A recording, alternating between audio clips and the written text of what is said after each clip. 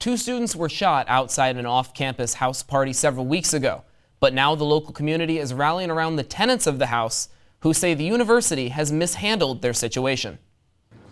Over a dozen students showed up to a building referred to as the Brickhouse to show support for the tenants after IU asked them to move following a mid-October shooting at one of their parties. A shooting which did not lead to an IU Notify alert. They kind of needed someone to blame, and we got scapegoated.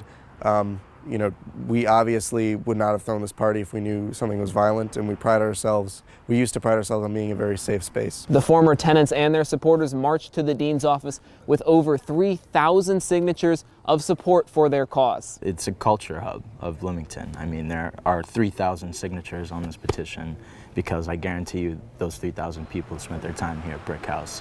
They had a great time. They identify with this place as their home.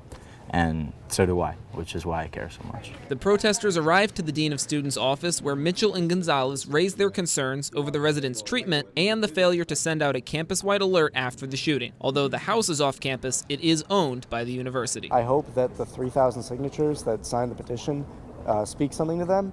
If it doesn't, then that's really cowardly. The students were told that reporters wouldn't be allowed in the meeting, but Mitchell and Gonzalez said the dean was receptive to some of their concerns. There are simply things about my situation, like why they had me sign a piece of paper in 24 hours that signed away all my rights. They still have not answered for. In regards to policy, they're doing really well, and they're sticking out for us.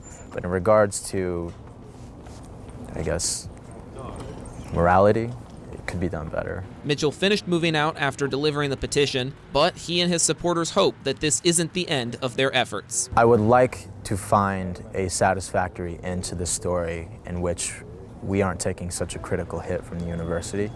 I would like to find a situation in which our community can thrive after this, implement safer precautions, and prevent this from ever happening again. Mitchell finished moving out of the house shortly after his meeting with the dean, but says he hopes to keep the conversation going in the future.